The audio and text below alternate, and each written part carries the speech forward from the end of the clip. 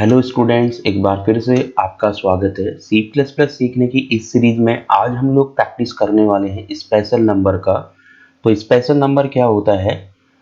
Special number are those where the sum of the factorial values of each digit of the number is equal to the number itself. यानी कि अगर कोई number input किया जाए, उसके हर digit के factorial का सम लास्ट में फिर से अगर हमें वही नंबर मिलता हो, तो इस तरीके के नंबर को हम लोग स्पेशल नंबर कहते हैं। जैसे अगर मैं 145 इनपुट करता हूं तो क्या हो रहा है, 5 का फैक्टोरियल प्लस 4 का फैक्टोरियल प्लस 1 का फैक्टोरियल फाइंड आउट किया जाएगा, फिर उन्हें ऐड किया जाएगा। तो जैसे 1 का फैक्टोरियल क्या आएगा, 1 आएगा। 4 का फैक्टोरियल क्या होगा, 24 होगा। 5 का फैक्टोरियल क्या होगा, 120 होगा। अब इन तीनों फैक्टोरियल को अगर हम ऐड कर देते हैं तो फर्दर हमें मिलता है 145, जो ओरिजिनल नंबर के इक्वल है। तो इस तरीके से 145 क्या हो गया, हमारा स्पेशल नंबर होता है। तो हम लोग इसको प्रोग्राम को बनाते हैं। तो सबसे पहले मैं वेरिएबल डिक्लेयर कर रहा हूं n, इंटीजर टाइप का। इसके अंदर हम ओरिजिनल नंबर स्टोर करेंगे। फैक्टोरियल का सम हमारा स्टोर होता है p के अंदर, तो मैंने ये डिक्लेयर कर दिया। अब मैं एक मीनिंगफुल मैसेज यहाँ लिखने वाला हूँ। तो मैंने लिखा इनपुट एनी इंटीजर नंबर। हम कोई इंटीजर नंबर इनपुट करेंगे और ये नंबर किसको मिलने वाला है, n को। यानी कि जो नंबर हम इनपुट करेंगे वो n को मिल जाएगा। फैक्टोरियल का सम p के अंदर आने हैं तो उसकी इनिशियल वैल्यू हम 0 मेंशन कर देंगे। अब हम यहाँ पे प्रोग्राम बनाने जा रहे हैं। वाइल मैंने लगाया है n नॉट इक्वल 0। जब तक n 0 के इक्वल ना हो तब तक हमको इसके अंदर आते जाना है। तो मैं यहीं पे इंट a मैंने वेरिएबल डिक्लेयर किया और उसको लिख दिया n mod 10, यानी कि फर्स्ट डिजिट अलग हो जाए और वो किसको मिलेगा, a को। यानी कि अगर मैं 145 इनपुट करूंगा तो यहाँ पे a के अंदर फर्स्ट टाइम क्या आ जाएगा, 5। अब हमें 5 का फैक्टोरियल निकालना है, तो मैं यहाँ फैक्टोरियल का प्रोग्राम लिख देता हूँ। int फैक्ट हमने लिखा 1, इसके अंदर हम फैक्टोरियल स्टोर करेंगे। मैं फॉर लूप चलाऊंगा, int r equal 1, r less than equal a तक और r प्लस प्लस।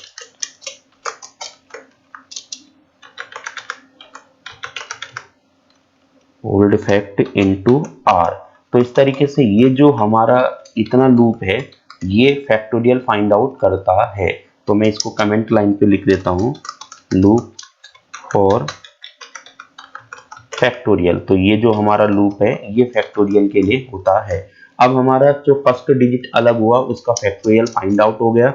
अब हम उस फैक्टोरियल को p के अंदर स्टोर करते हैं। तो हमने p के अंदर स्टोर कर दिया फैक्टोरियल। अब नंबर को मेरे को छोटा करना है तो n इक्वल n बाई 10। तो इस तरीके से अब हर डिजिट के फैक्टोरियल का सम हमें मिल गया है और वो किसको मिला, p को।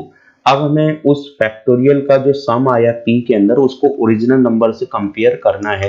तो ओरिजिनल नंबर था हमारा n के अंदर, जो यहाँ पे क्या हो जाएगा, 0। इसलिए हम उसकी डुप्लीकेट कॉपी स्टोर कर देते हैं वेरिएबल m के अंदर। तो मैं जैसे नंबर इनपुट करूंगा m इक्वल, हमने यहाँ पे n रख दिया।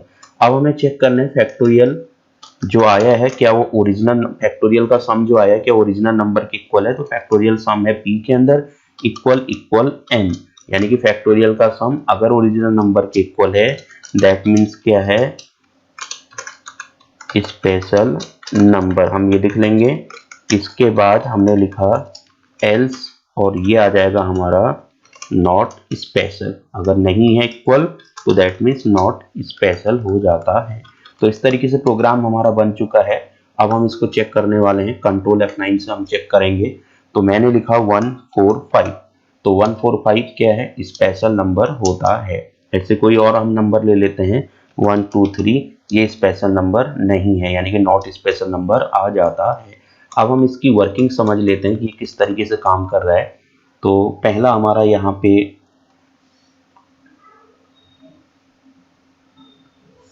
वेरिएबल n डिक्लेयर किया हमने, तो मैसेज आता है इनपुट एनी इंटीजर नंबर। तो मैंने इनपुट करा 145। तो हमें चेक करना है 145 स्पेशल नंबर है या नहीं।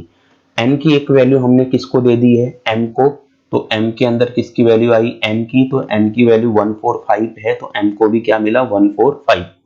फिर p की इनिशियल वैल्यू क्या हो गई, 0 हो गया, यानी कि p हो गया 0। अब हम while लूप को चेक कर रहे हैं, while लूप हमारा यहां से लेकर यहां तक चल रहा है, तो ये while लूप है।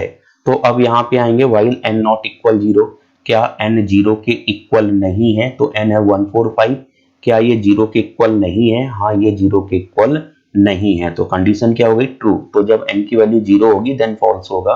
तो अंदर हम आएंगे, a को क्या मिलेगा, n मॉड 10, यानी कि n को डिवाइड करिए 10 से, जो रिमाइंडर आएगा वो a को मिलेगा। तो n क्या है हमारा 145 है, इसको हम 10 से डिवाइड करेंगे, तो 145 करेंगे तो 10 1 जा 10 आएगा, माइनस आ जाएगा 4, शिफ्ट होगा 5, तो 10 4 जा 40, माइनस करेंगे 5 आ जाएगा, तो रिमाइंडर क्या आएगा 5, तो a की वैल्यू हो जाएगी 5। यानी कि अगर किसी भी नंबर से फर्स्ट डिजिट को हमें अलग करना हो तो हमारे पास ये लॉजिक होता है, यानी कि उसको हम 10 से डिवाइड कर दें, जो रिमाइंडर होता है वो फर्स्ट डिजिट होता है।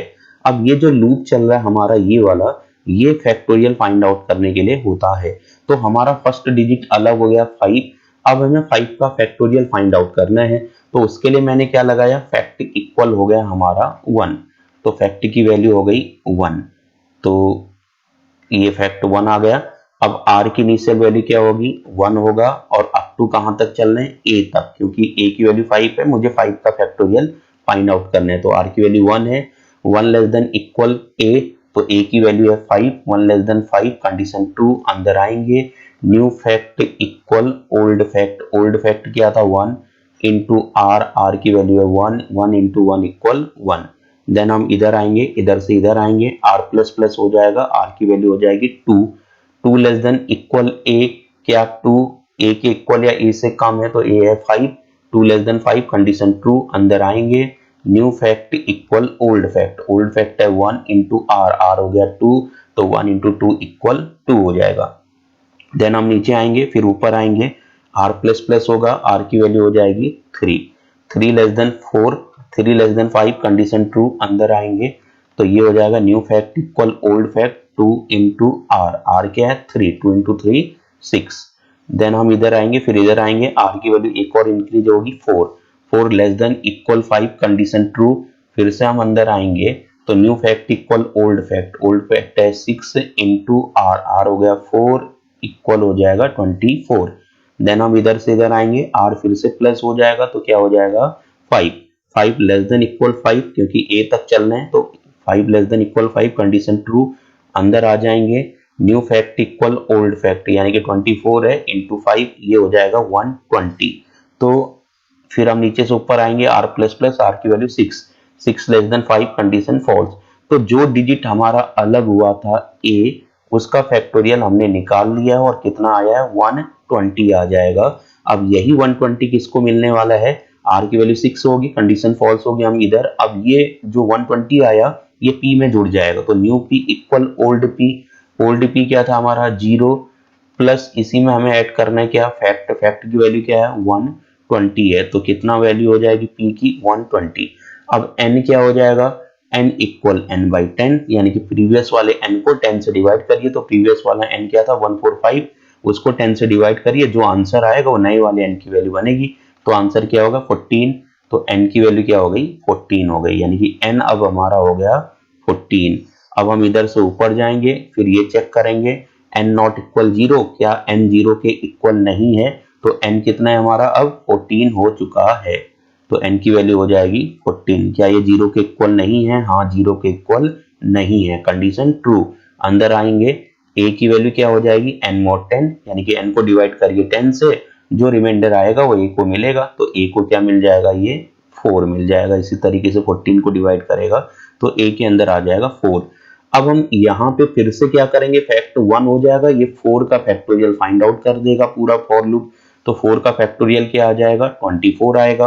अब वही 24 किस में जुड़ जाएगा, फिर से p में, तो नया p क्या आएगा ओल्ड p क्या था हमारा 120 था, उसी में किसका फैक्टोरियल आ जाएगा 4 का फैक्टोरियल, तो 4 का फैक्टोरियल कितना हो जाएगा 24, तो दोनों ऐड करने पे क्या आ जाएगा 144, तो ये हो जाएगा इतना। फिर हम इधर आएंगे, new n equal old n है 14, इसको 10 से डिवाइड करिए, जो क्वोशंट आएगा वो नए वाले n की वैल्यू बनेगी, तो n की वैल्यू कितनी हो जाएगी 1 हो जाएगी। देन हम नीचे से ऊपर आएंगे, वाइल n नॉट इक्वल 0, क्या n 0 के इक्वल नहीं है, तो n क्या है 1, क्या 1 0 के इक्वल नहीं है, हाँ 0 के इक्वल नहीं है।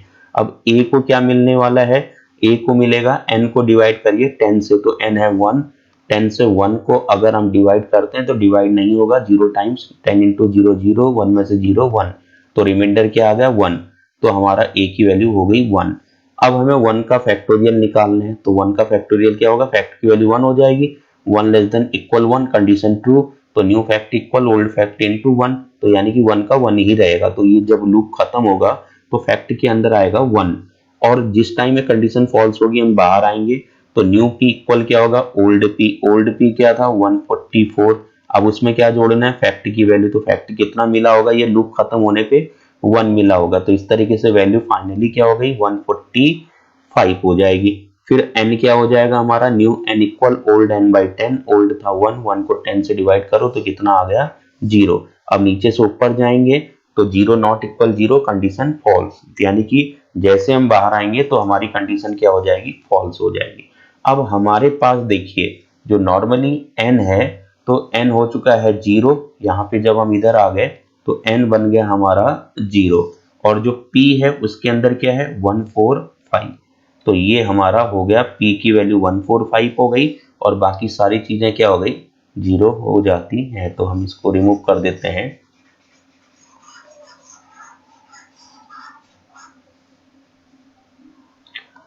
तो ये आ गया। तो नेक्स्ट जो हमारा है, जैसे हम इसके बाहर आएंगे तो इस जगह पे हम आएंगे, जैसे लूप के बाहर आते हैं तो हमारे पास जो डिजिट के फैक्टोरियल का सम था वो p के अंदर है, और p के अंदर था 145, और m की वैल्यू क्या थी, जो n की वैल्यू थी शुरुआत में 145, वही किसको मिला था, m को मिला था, तो m के अंदर भी क्या आ गया 145। अब हम चेक कर रहे हैं क्या p और m इक्वल हैं, तो p और m क्या है, दोनों इक्वल हैं, तो कंडीशन क्या बनती है ट्रू। तो जैसे कंडीशन ट्रू होगी तो हम अंदर आएंगे और क्या प्रिंट हो जाएगा, स्पेशल नंबर, इसके बाद गेट ch प्रोग्राम खत्म।